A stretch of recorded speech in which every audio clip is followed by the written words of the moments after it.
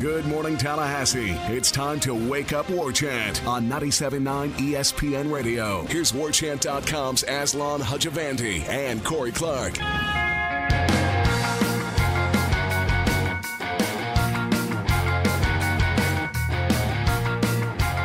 Welcome into the program. Wake up War Chant, 97.9 ESPN Radio usually, but this is just a special podcast-only version. We're in Charlotte, North Carolina, and by we, I mean the two names you've already heard. It was Ira and myself yesterday, but we're back. The team's back. It's Corey and myself. Corey, hi. How'd Ira do? How'd Ira do in my absence? Did fantastic. I think somebody tweeted the fact that they felt like they were actually in the car with us as we were driving, and it was well done.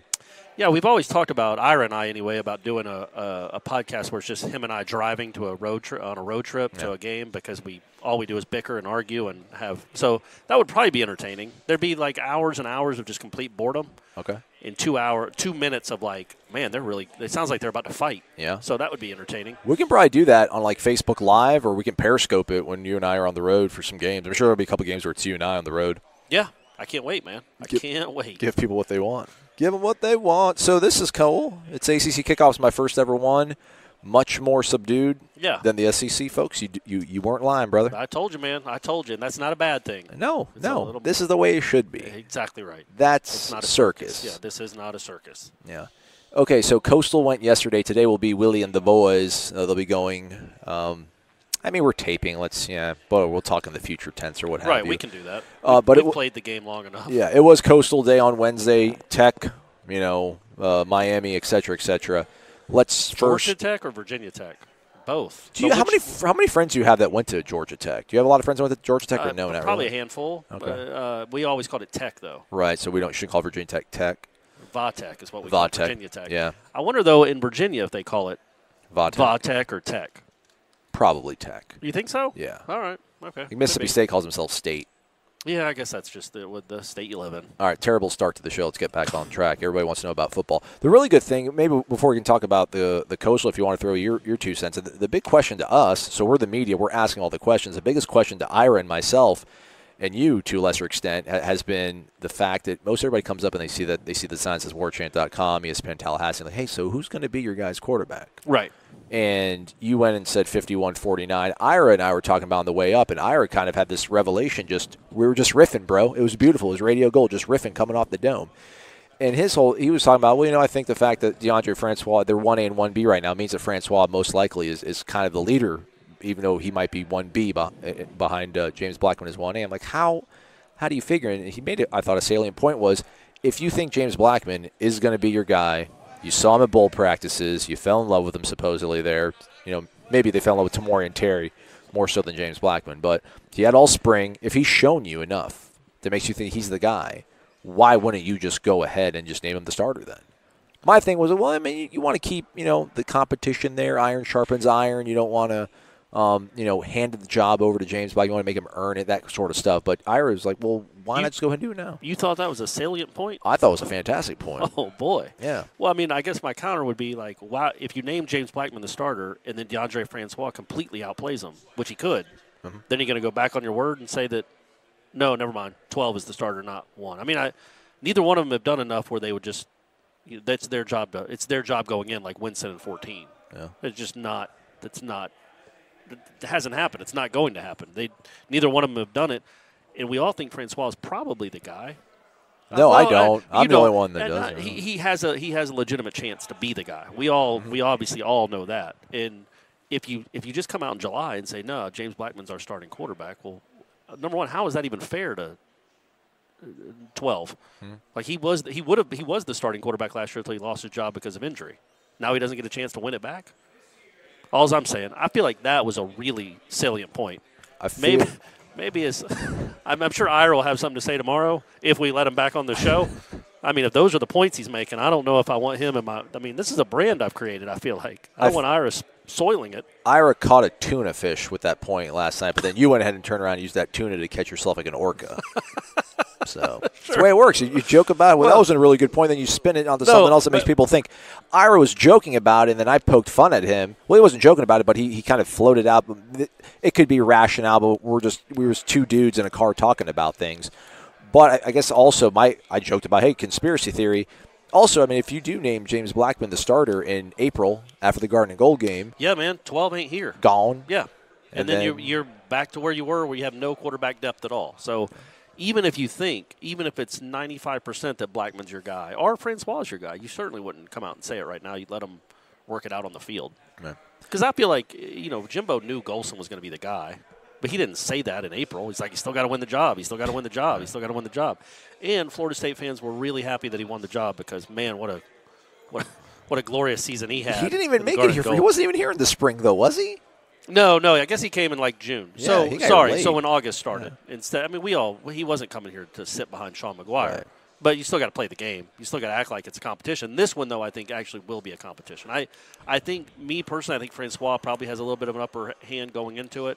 But I do think James Blackman can win the job if he has a good August. All right, way to hedge yourself. That's what I do. That's what I do. Hey, if you were the sports editor at the Buck Lake Press, sports editor, and what would you put out on the press for this morning? Would you put a story about Florida State and Virginia Tech, or a story about Florida State and Miami and the rivalry, maybe kind of undergoing maybe a renaissance?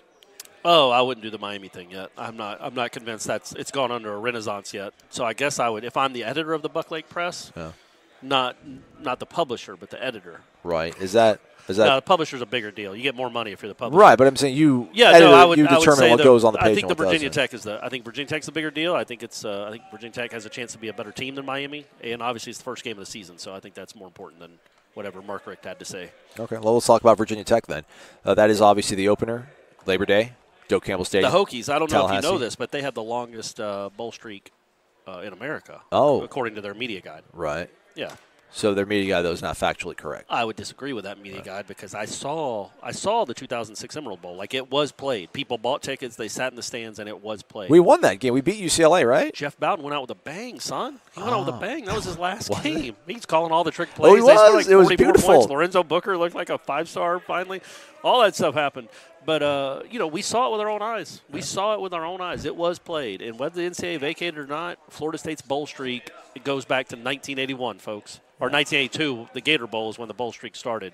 It did not. It continued through 2006. We do not recognize vacated bowls because that's preposterous. I almost want to stop the show. Why did Ira just leave us? Ira was sitting right beside me, folks. I think Corey you keep ribbing him. Stop it. If I know Ira, because he's also writing a story. He is. So he's probably hard. It's hard for him to concentrate on the story when he's hearing the gold that I'm spinning. That's coming out of my mouth. How could you be distracted? And makes him feel inadequate. As we say that, Jeff Cameron's coming up an escalator right now, folks. Listen, it's all the admission here is free. If you can just find a way to get up here. Hey, man, it's beautiful. You can hang out here. All right, so Vatech, FSU, they're going to play a football game, Doak Campbell Stadium, Labor Day. We got to speak to some of the players and the coaches. The quarterback was a little spunky. It was kind of funny. We asked him in the, quote, breakout room where they put these guys at these raised tables and everybody just kind of scrums around him. What's it been like this summer? Very trying with people talking about you maybe potentially being academically ineligible. And he's like, yeah, that was funny, wasn't it? And here I am. And so yeah, good for him. Yeah, sure. It's pretty sweet. But obviously, that's the game. That's the opener. We got to speak to them about how they think about, I guess, Florida State, how they're going to prepare for them. I mean, I don't know. Is it any sort of, I don't know, one of the added bonuses of having a first-year head coach like Willie Taggart in terms of the excitement he brings to the fan base is the fact that he's also going to bring confusion maybe to a team preparing for him? Well, yeah, I think so. I think they they don't have any film really from with Florida State players anyway running this offense other than the Garnet and Gold game, which I don't know how much you can glean from that 2-hour exhibition where nobody's really tackling and it's walk-on linebackers trying to fill holes. I mean, I don't know how much you can really glean from that. So maybe they'll start playing for Bailey Hockman. Do you think they'll focus on Bailey Hockman? They probably will be. That's a good point. And Sheffield. That's the guy. That's the kid they're going to have to shut down. I got 114. Yeah, he had 106 yards. He had 11 catches. Bud Foster, roll the coverage. Roll it. So, I mean, I think that's an advantage. It's probably not a huge one, but it's an advantage. I mean, there's enough tape now they can watch everything he's done in his whole career as a coach, going back to Western Kentucky, probably going back to Western Kentucky as a player. But I do think there is a slight advantage that they don't know what it really looks like with Cam Akers and with Blackman/Francois and with Terry and Matthews and Nooney. So that's probably a bit of an advantage. Right. Big history between Willie Taggart and Justin Fuente. They actually have gone head-to-head as head coaches. But even before that, it stretched way far back before they actually coached against each other in terms of being head coaches. I asked him about the fact that he does have a 3-0 advantage on Willie, and just kind of his thoughts on the way Willie coached and what he's expecting from him come Labor Day. They were always tough, hard-nosed football games. He's a fantastic coach. He's going to do a great job at Florida State. I wouldn't read anything into the South Florida Memphis rivalry versus Virginia Tech and Florida State, but he's a fine coach, does a good job. He gets his kids ready to play, and they play hard. I mean, the fact that you've played him so many times, do you think you'll be prepared for what he's going to do, or is it one of those things where he has a different sort of cupboard of talent, and he's got an offensive line coach from Michigan, a coordinator from Maryland, that it could be completely different? Yeah, I would anticipate it'll be different. They'll be doing what they do, and I don't know that you'll be able to glean anything from those previous experiences. So I don't know if that's him just trying to being humble. Like I'm not going to read too much into me being 3-0, but I don't know. I mean, he mentioned. What if he did read a lot into it? What if his answer had been, "Well, look, man, I kind of own him. I mean, I'm not scared. If that's what you're asking, warchant.com, I'm not scared of Willie Taggart. I beat him when I was in Memphis. Right. He had all those Florida athletes, and I beat him. I don't think he beat him back when he was at Murray State, I bet. I thought that was interesting that they played quarterback against each other. Yeah. By the way, did you know I was writing a story on Willie's start at Western Kentucky and how he interviewed for that job and didn't get it the first time around? I guess I didn't really look at his career at Western Kentucky, but he finished as like the all-time quarterback rushing leader in FCS history. I thought I saw something like that when I was reaching the and his numbers retired there. Yeah. I mean, he was that good. He started all 4 years. Yeah, that's pretty impressive. Well, I mean, he was 25 years old, interviewing as the head coach. Yeah, no, he was a golden child in Bowling Green, Kentucky. But no, I think we talked about this earlier when you brought it up a few months ago, maybe about Fuente and him. And yeah, I just don't know. Again, I don't know how much you can take from those games. Right. Well, I think though is he mentioned kind of the same vein you're talking about, that they don't have tape of Florida State's personnel running Willie Taggart's offense other than the Guardian and Gold game. But I mean, how much does a leopard change its spots? I mean, Willie Taggart's not. I mean, I know he's shown the ability to adapt, but ultimately, as a coach, you have your tendencies, you have what you have your fidelity to certain plays, certain concepts. So there has to be. I mean, Willie has the same familiarity as well too. It's not just a one-sided thing, but that has to make him feel better. The fact that he's gone head-to-head with him, he knows what Willie's about, and he's come out on top 3 times. Yeah, I mean, sure, I guess. I don't think it doesn't matter. I don't think it gives him a ton of confidence heading into Monday night. I mean, I think he'd probably be confident because they're all confident, but I don't think, he's got nobody coming back on his defense. He's got like 4 guys, so he's probably not leaning too much on the game from 5 years ago against South Florida. They got Bud Foster, though. All that matters. That helps, man. Ricky Walker said, their defensive tackle who we spoke to basically said, listen, as long as Bud Foster's in Blacksburg, everything's going to be all right. I know that's a simple name, but that's a great football name. Bud Foster. Ricky Walker. Yeah. Just to me, whatever reason, a defensive tackle named Ricky Walker. Ricky Walker to me sounds like a running back. Man, I'm thinking Boys in the Hood, like, Ricky! Oh, well, that's a good image of him getting gunned down. Well, the beauty, though, is that they did get revenge. Thankfully, Cuba Gooding, not Cuba Gooding Sr., Cuba Gooding Jr. got out of the car. Yeah. But then they went and Cube represented. Doughboy did what he had to do. So at least it had an uplifting ending. Yeah, very true. But that name is pretty cool. I like Ricky Walker. And sharp kid, too. Yeah. Yeah. Bud Foster, though, do we not talk about him enough? Is he not revered enough in football circles? He's been there how long now? It's been it's got to be. He was there. Was he there? He was with Tech when Peter Warwick went crazy, right? I feel like, yeah. Has he ever stopped a Florida State receiver? Oh. This goes back. If Corey could have dropped the mic, he would have dropped the mic, but he's got a headset on. Man. Number 9. Go guard him. Go put two guys on him, maybe. Yeah, man, I feel like he's been there for 2 decades at least. I mean, he's their Mickey Andrews without the national championships. Right. But he is. He's their Mickey Andrews. I assumed he wanted the job and didn't get it a few years ago, which is kind of odd that he stuck around. Yeah. Or maybe he just didn't. Maybe he likes being this guy. And, yeah, it's been a really nice career for him. I bet they'll name something for him in Blacksburg before he's done. Do you think he'll get a statue before Mickey? Yeah, oh yeah. Well, Mickey's certainly. I don't know that the people at Florida State even know that Mickey Andrews coached there. Don't say that. If you judge from anything on campus, anything at all, you would think Al Dunlap created the program and won 7 national championships there. Mickey Andrews, who? Anyway, sorry. I know It's probably not what we're supposed to be doing on the old Media Day podcast. We love you, Al Dunlap. He's our sugar daddy. He's our dude. He's our benefactor, yeah, man. I guess so, man. Keep it coming, buddy. I guess so. All right, but back to the point with Ricky Walker. I asked him about what's the preparation like if they've already gone ahead and worked on installation or at least got to it during spring practice because Willie Taggart, I mean, didn't Willie say pretty much that they did get some stuff in for Virginia Tech? And he said, he was like, I'm sure our coaches started focusing on it after spring, so we don't have that much of an idea. But he mentioned the fact that it's going to be tough to go against the up-tempo, no-huddle offenses. And I kind of asked him about, why is that? And I know a large part of it is the fact that the scheme of offense, for as much the lethal simplicity, the most beneficial part of it is that the offensive line doesn't really have to be as stout as people might imagine an offensive line has to be successful. No huddle up tempo stuff. I covered high school football for a long time, and that's what mainly the high schools are running. Right. And a lot of the coaches would tell me like the main benefit for them was the 5 guys. When you talk about offensive line play, like all 5 guys need to do their job for a play to get off pretty well. If one guy messes up his job, everything kind of goes by the wayside. But when you run like that no huddle up tempo stuff, for some reason it feels like the offensive line maybe doesn't have to be as. Nope. All they have to do is just do enough. Just being away for a couple seconds, and let the ball get out the quarterback hands. I mean, it is almost as simple as that, right? I mean, like they really don't have to hold blocks really as much. No, not in a fast tempo. I think that's why you see some teams doing that.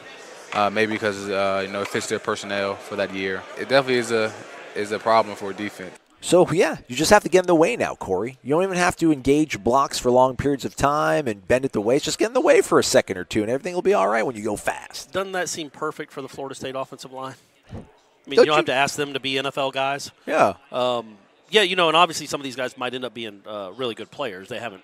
I don't know that there's talent. We like talent. I like the offensive line. I really do. They have a chance. None of them have proven to be great college football players yet, but they have a chance. But yeah, man, when you're not great's a strong word. How many teams have great offensive line guys that have proven themselves other than the guys from Tuscaloosa? Yeah, I mean, there's a few, not many, but a few. Mitch Hyatt, Clemson, Ohio State, Wisconsin. I think somebody Wisconsin said has every single player or every single starting offensive lineman got first team votes or is first. Yeah, and I think they'll all. I saw one NFL draft guy thinks that at least 3 of them will be first round picks, and the other 2 will be early round picks. So they go to Wisconsin for sure, and they don't run an up tempo offense.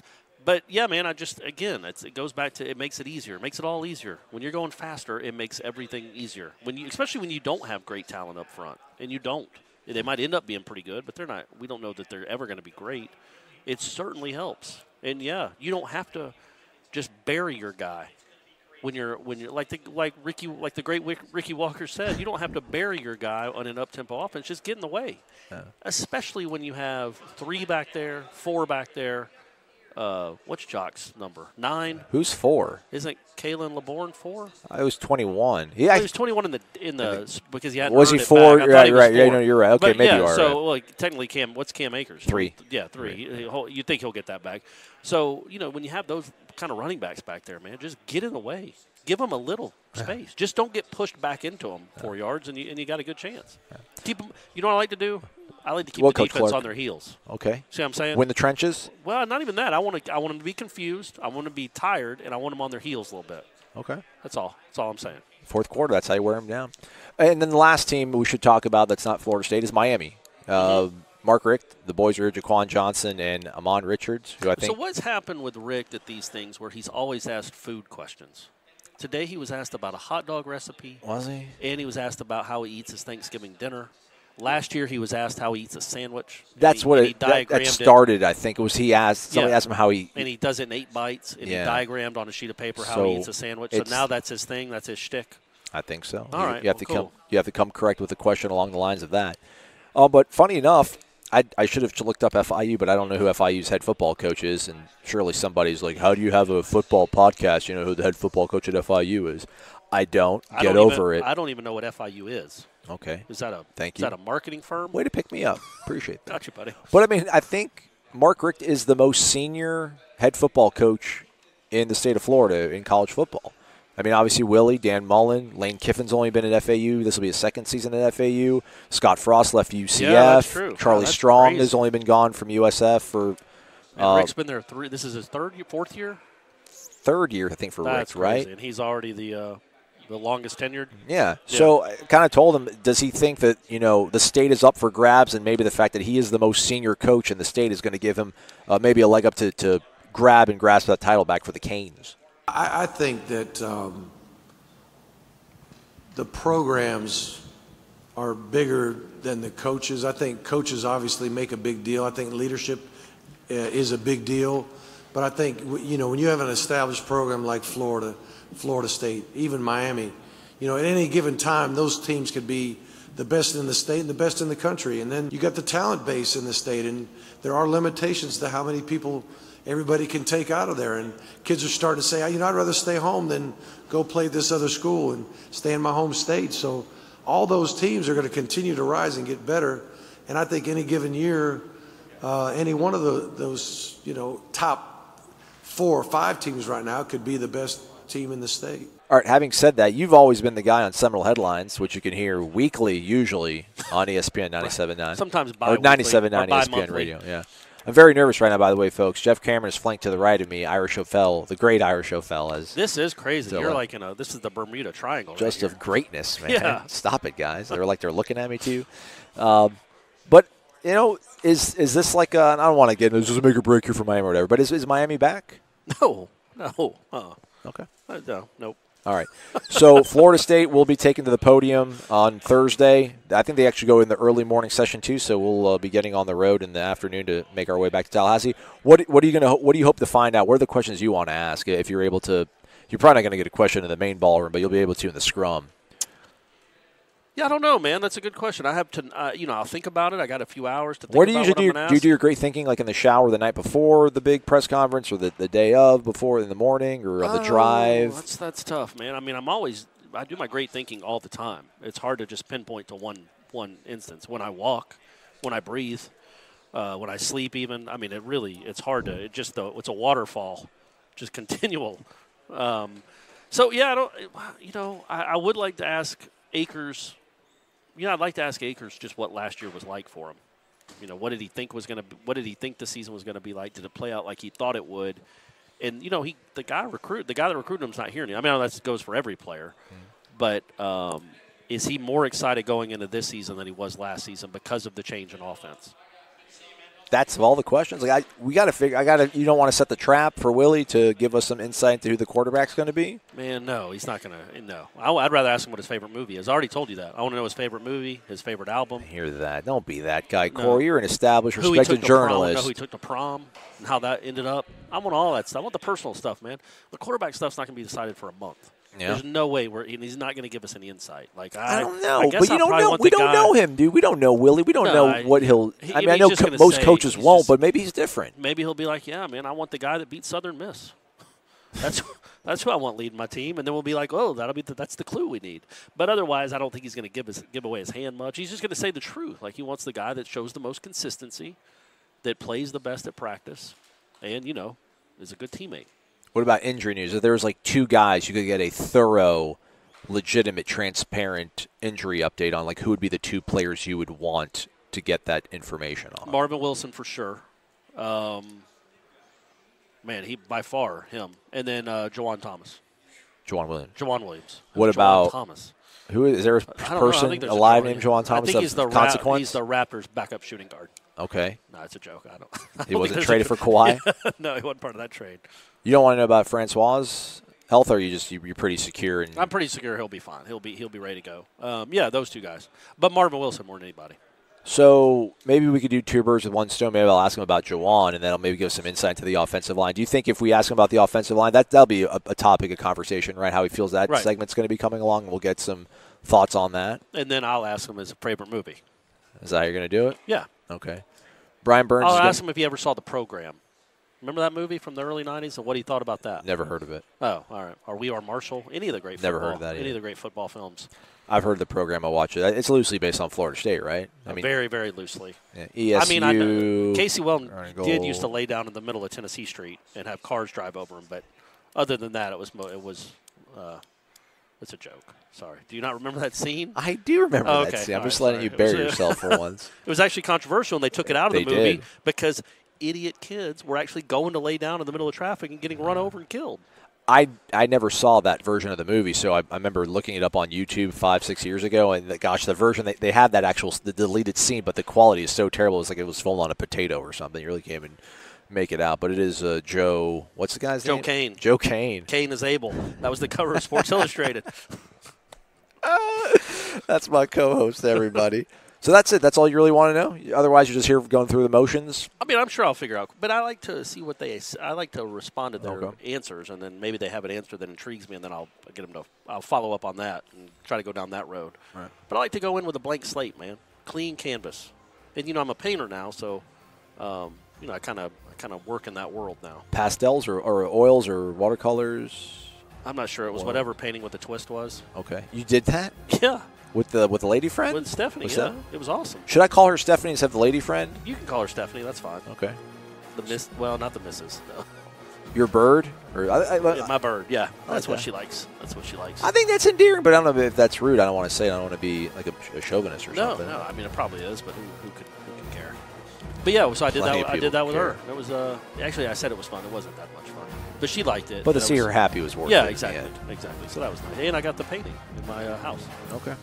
All right. Well, let's get a good night's rest. We got a long day tomorrow. We really do. Willie, Brian Burns, Cam Akers will all be here in Charlotte. We Gabo will be here with one of his All-American NFL defensive linemen. And he could have brought 4 with him. His Outland Trophy potential winner, and Mitch Hyatt, unless Jawan Williams wins the. Right, him or Jawan Thomas. I mean, we don't know at this point. It's up for grabs. Corey, I'm glad you're here, man. Thanks, buddy. I appreciate it. Thanks for listening, folks. We're going to do a really big show for you guys on Friday. Tune in for that. Take care. We'll talk to you later.